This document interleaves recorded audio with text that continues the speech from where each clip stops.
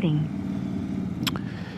Hey everybody, it's Jeff. Welcome back to the Hawkmock Moto Vlog. So, first and foremost, I would like to throw this out there.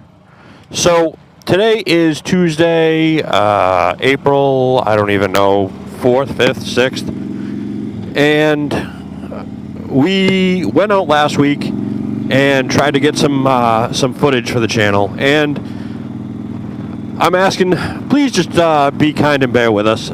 Most of the footage turned out not so great, and we are still kind of learning the whole Cena system. So, enough of that. Just like I said, please bear with us, and we're still learning the Cena. So, today's video is a little different. We're going to be in traffic for a little while. Today's video is actually something kind of near and dear in a way to my heart. Today's video is about performance baggers. So, I'm going to try to put a picture up on the screen of the good old Grandpa Glide, as we affectionately call her, which is my 2011 Road Glide Ultra. So, the reason I kind of bring this up is there has been a lot of chatter on the internet lately about performance baggers. So, if you've lived under a rock for like the last year, you have no idea what a performance bagger is. Well, I kind of think that's next to impossible. So, the reason I bring this up, our good friends over at the Ornery One, TJ and Steph Thompson, are building a bike that they are calling the Big Bore. Now, they are also using the terminology of performance touring bagger, which I'm in love with that term. And the reason I say that is I've met TJ and Steph personally. If you go over to their page and check out like the Laconia ride, we actually met up with them and rode from Springfield, Mass to Ben & Jerry's and then down to Laconia and hung out with them for a couple days. But the point of this is I feel like performance touring bagger is the best way to kind of describe what the build I'm going for is with this bike. So let's give you a little backstory. Performance baggers kind of is the new craze, and I'll be honest, I think it's every Dyna bro sold their Dyna and said, well, let's make road glides better and street glides better and road kings better and take what we learned from the smaller, lighter platform of a Dyna and let's slap it into the big boy frame of a touring bike. I'm going to let this bus go if this person doesn't. But anyway, so it kind of all started with a guy named Stata Kraus. He's the owner of Kraus Performance. And he kind of took a bagger and was like, all right, we're just going to be honest. Harley gives us a really great platform that's a blank canvas, but everything else is shit.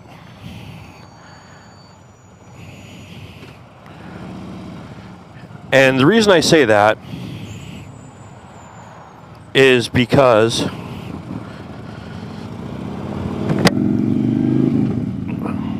damn, so close. So the reason I say that is simply this. The suspension from Harley, it sucks. The handlebars from Harley, it sucks. The seat, it sucks. The lighting, it sucks. The air-cooled technology, you guessed it, it sucks. Now, that all being said, I'm not defending the motor company by any means, but I am kind of going to give them a pass in a way. They have to build this bike for, I don't know, millions of people to ride. Whether it's, somebody like Alex who's 6'3", or somebody like me who's 5'7" on a really, really good day. Now, the reason I bring this up, Harley gives us a blank slate to work with, which, to be honest, is kind of awesome.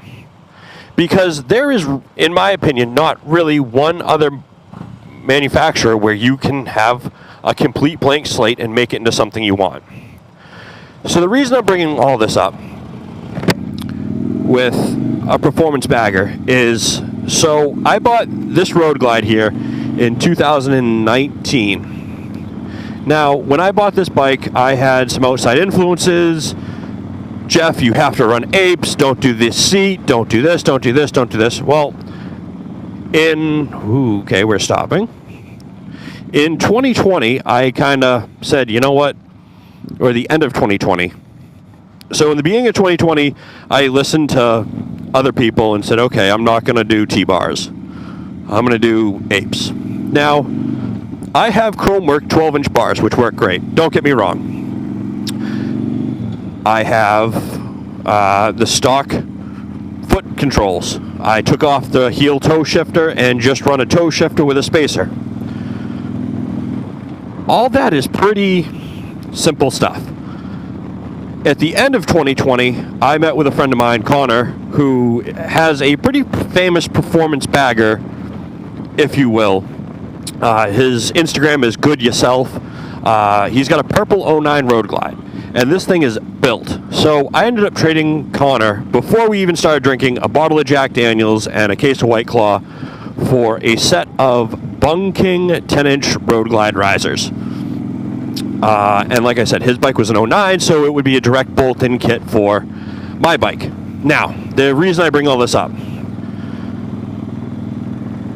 during the summer of 21, which we just had, I was on Facebook Marketplace, and I ended up finding a set of Spade Fora choppers, who's like a local bike company, and they're pretty famous, I guess, in like the performance bagger world. They make a set of bars called the POV Twisted T-bars for Road Glides. And I was able to get them for $300. So I bought them. Now, there's a reason to this. At one point, I talked to Connor, and I was like, yeah, like I kind of want to do a performance bagger, blah, blah, blah. And he's like, bro, you got to get rid of that seat. You got to get rid of that exhaust. You got to do this, do this, do this. And I'm like, you know, I kind of followed the crowd with the Dyna. Because I've talked about before, I had a 2007 Dyna Super Glide Custom, and I put a lot of work into it. A lot of monies. And this time around, I was like, you know, man, I really just want something kind of not performance bagger, but performance bagger. Which leads me to why I brought up TJ and Steph. So they're calling their bike the Big Bore, and it's Performance Touring Bagger. Now, I'm not saying that these performance bagger guys don't run two up with their old ladies, their wives, girlfriends, significant other, whatever you want to wear it as. They do. They probably do. I don't know. But I've only seen one or two with a tour pack. Now, personally, I love having the tour pack to carry my helmet, extra food, extra clothes, extra gear, whatever it may be. Now, two examples I can think of is Danny Dixon, the owner of Dixon Flannel. He bought a 13 Ultra Road Glide, so pretty much the same thing as this, and he custom painted it, all new suspension, new motor, different seat, T-bars, tall ass windshield, blah blah blah. I'm probably going to use that as the thumbnail photo, to be honest.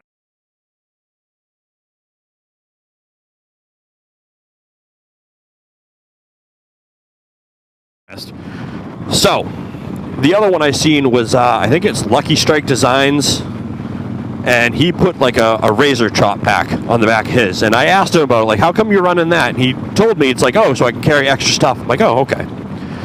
So the reason for me bringing up this whole performance bagger thing is the handlebars. So I was talking to Mark the other day, and I've got these handlebars sitting in the garage, and I really want to do them.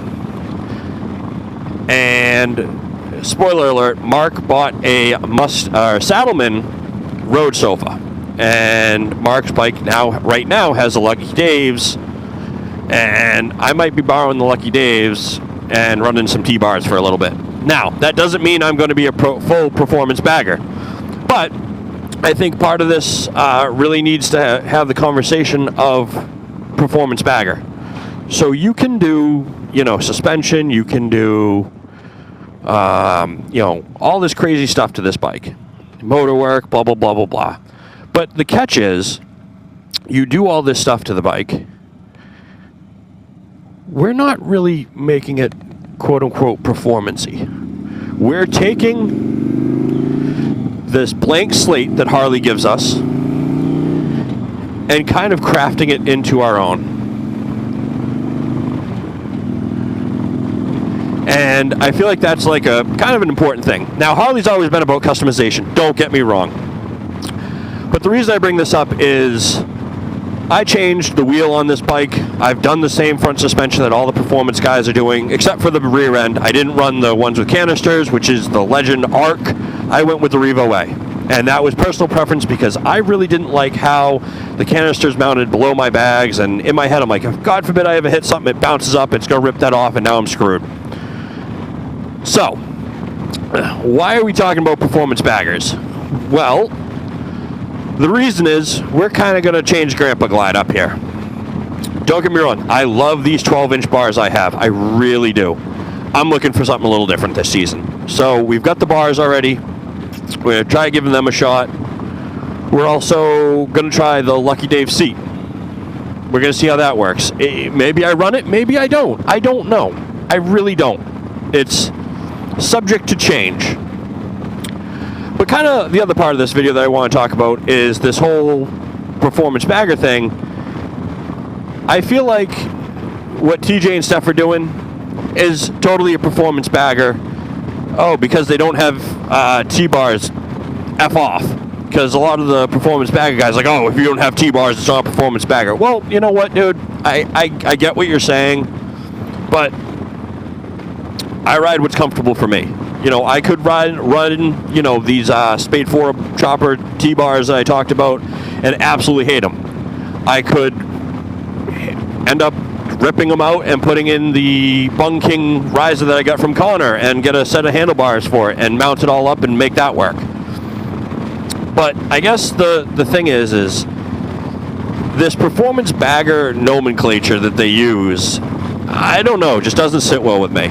I feel like, not that we should all be able to get along and play nice with each other, but like, I guess in a way, what happened to the days of like, everybody just being like, oh, all right, you ride, cool, like we can all get along. And kind of like the other point I want to make with the whole performance bagger thing is, performance bagger apparently only exists for two brands, Harley Davidson and Indian. Well, I would love to see somebody make a Goldwing performance bagger. I think that thing would be like insane, to be quite honest with you. I mean, it's if I didn't ride a Road Glide, I'd probably ride a Goldwing. No, I'm not gonna lie. I think they're a sweet bike, like some Shade Tree Surgeon status. Now, I digress. The whole point of this video is about why are we talking about performance baggers. So we've got the Legends front and rear. We've got the newer style Enforcer wheel, the short Clockworks fairing. We're switching out the bars very, very soon, and we're gonna try running the Lucky Dave seat. Now, like I said, I don't know if the Lucky Dave seat is gonna stay or go or whatever, but I'd like to kind of have it in the shop just in case, I